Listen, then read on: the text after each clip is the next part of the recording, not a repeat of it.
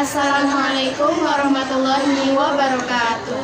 Kami dari kelompok 8 yang beranggotakan saya Meda Rizkyani dan teman saya Zara Cairayara dan juga Fadila Nurin. Kami akan menjelaskan materi tentang analisis jalur dan praktikum SPSS-nya. Selamat menyaksikan. Oke, di sini saya akan membahas tentang analisis jalur atau path analisis. Langsung saja ke definisinya, yaitu analisis jalur atau path analisis ini adalah analisis dalam statistika yang digunakan untuk menganalisis hubungan sebab akibat yang terjadi pada regresi berganda. Jika variabel bebasnya merupakan variabel terikat, tidak hanya secara langsung tetapi juga secara tidak langsung. Nah, analisis ini merupakan perluasan dari analisis regresi linear berganda. Lalu, model analisis jalur sangat bervariasi, banyak macamnya. Nah, berikut adalah contoh model dalam analisis jalur. Seperti pada di gambar ya, di mana ada hubungan sebab akibat ya, di dalamnya. Di mana dari gambar tersebut kita mengetahui bahwa X1 merupakan variabel independen 1, X2 merupakan variabel independen 2, lalu Y itu merupakan variabel dependen, dan Z merupakan variabel dependen juga. Lalu P1, jalur P1 itu besar pengaruh langsung X1 menuju Y. Lalu jalur P2 itu merupakan besar pengaruh langsung X2 menuju Y. Lalu jalur P3 itu merupakan besar pengaruh langsung X3 menuju Y. Lalu jalur P4 merupakan pengaruh langsung X4 menuju Y. Lalu jalur P5 merupakan besar pengaruh langsung X5 menuju Y. Lalu ada pengaruh tidak langsungnya, yaitu X1 menuju Y menuju Z, lalu sama dengan P1 dikali P5, lalu X2 nya itu menuju Y menuju lagi ke Z, lalu sama dengan P2 ke P5, P2 dikali P5. Nah, untuk modelnya tidak hanya itu, tetapi beragam macamnya ya seperti gambar di sini, yaitu ada gambar ini, gambar ini, gambar ini, gambar ini, gambar ini, gambar ini, di mana X1 atau X1, X2, Y, Z, lalu ada panah yang P1, jalur P1 itu P2, P3, seperti keterangan yang sudah tadi disampaikan, seperti itu. Oke, dilanjut ke studi kasus. Seorang mahasiswa sedang melakukan penelitian skripsi di SMK Negeri 1 Sumber terkait waktu belajar dan motivasi belajar, serta dampaknya pada kemampuan disposisi matematis. Berdasarkan hasil observasi, siswa di SMK Negeri 1 Sumber rata-rata menerapkan gaya belajar kinestetik. Mahasiswa tersebut mengambil judul Pengaruh Intensitas dan Gaya Belajar Kinestetik terhadap Motivasi Belajar Matematis Siswa, serta dampaknya terhadap disposisi matematis. Mahasiswa tersebut menyebarkan angket kepada siswa. Berikut dari hasil perolehan angket. Langsung kita buka SPSS-nya, lalu kita ke variabel view dulu. Ininya X1, enter X2, Y, Z.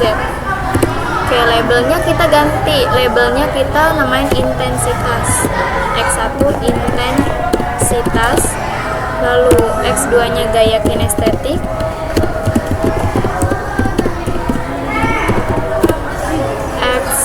Y motivasi belajar,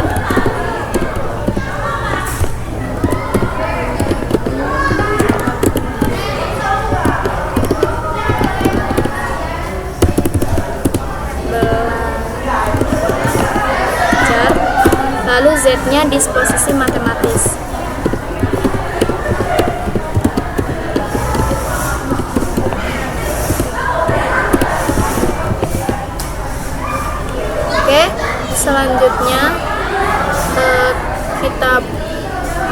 salin datanya, masukkan ke SPSS, klik data view, salin di sini.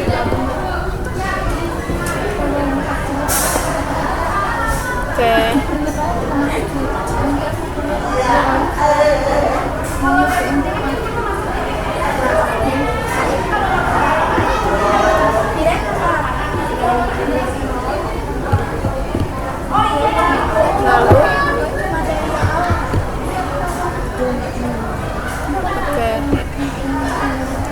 Lalu kita ke analisis regression, lalu klik regression, terus linear.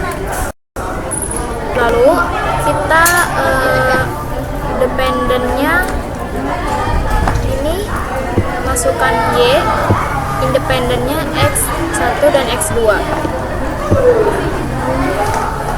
Lalu klik OK.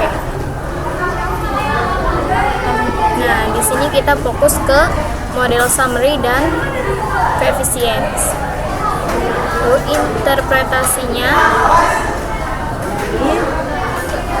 Nah, ini H1 diduga variabel intensitas pengaruh terhadap motivasi belajar matematis siswa. H2 diduga variabel gaya belajar kinestetik berpengaruh terhadap motivasi belajar matematis. H3 diduga variabel intensitas melalui motivasi belajar matematis berpengaruh terhadap disposisi matematis. H4 diduga variabel gaya belajar kinestetik melalui motivasi belajar matematis berpengaruh terhadap disposisi matematis. Kita lihat ke koefisien. Nah, di sini koefisiennya itu nilai signifikansi variabel intensitas belajar itu 0,004, artinya kurang dari 0,05.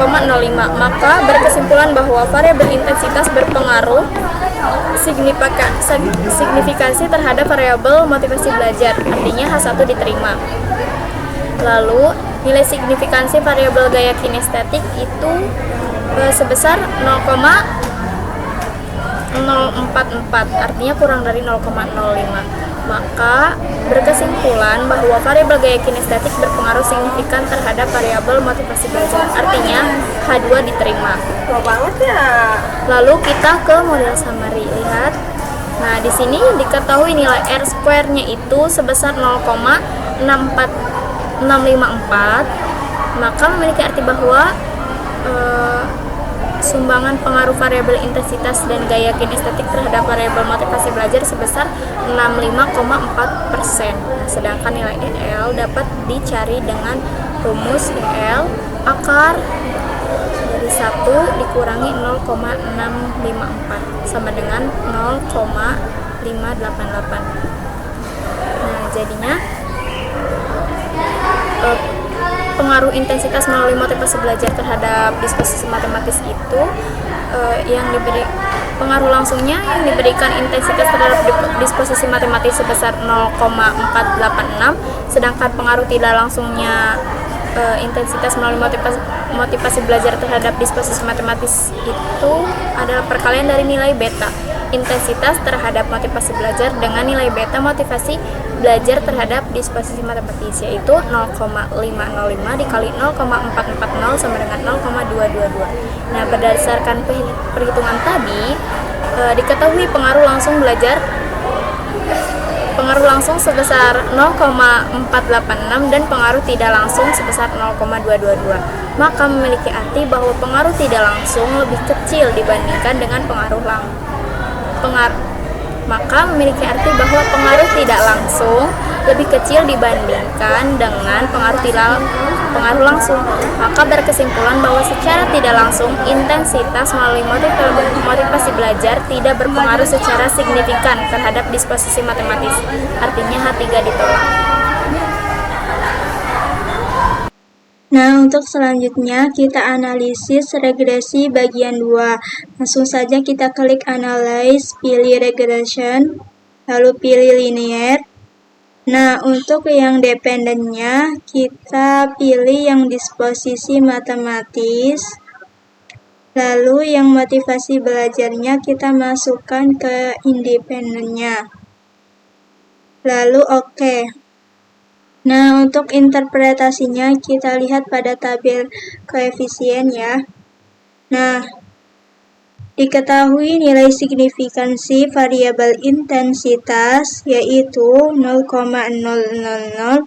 kurang dari 0,05, maka berkesimpulan bahwa variabel intensitas berpengaruh signifikan terhadap variabel disposisi matematis.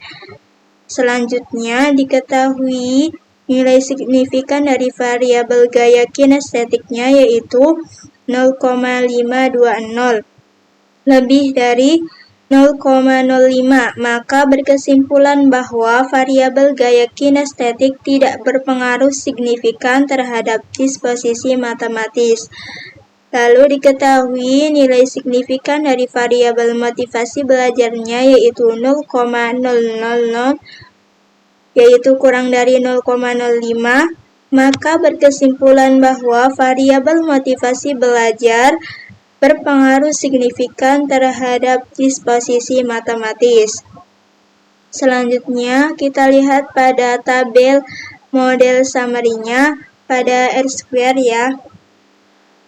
Nah, diketahui nilai R² sebesar 0,871, maka memiliki arti bahwa sumbangan pengaruh variabel intensitas, gaya kinestetik, dan motivasi belajar terhadap disposisi matematis sebesar 87,1%. Sedangkan nilai E2 dapat dicari dengan rumus E2 sama dengan akar 1 dikurangi 0,871, yaitu hasilnya 0,359. Jadi untuk hasil interpretasi analisis jalurnya yaitu untuk pengaruh gaya belajar kinestetik melalui motivasi belajar terhadap disposisi matematis, diketahui pengaruh langsung yang diberikan intensitas terhadap disposisi matematis sebesar 0,071, sedangkan pengaruh tidak langsung gaya belajar kinestetik melalui motivasi belajar terhadap disposisi matematis adalah perkalian antara nilai beta, yaitu gaya belajar kinestetik, terhadap motivasi belajar dengan nilai beta motivasi belajar terhadap disposisi matematis, yaitu 0,347 dikali dengan 0,440 sama dengan 0,153. Berdasarkan perhitungan di atas, diketahui pengaruh langsung sebesar 0,071 dan pengaruh tidak langsung sebesar 0,153, maka memiliki arti bahwa pengaruh tidak langsung lebih besar dibandingkan dengan pengaruh langsung, maka berkesimpulan bahwa secara tidak langsung gaya belajar kinestetik melalui motivasi belajar berpengaruh positif secara signifikan terhadap disposisi matematis. Jadi, kesimpulannya yaitu H4 diterima.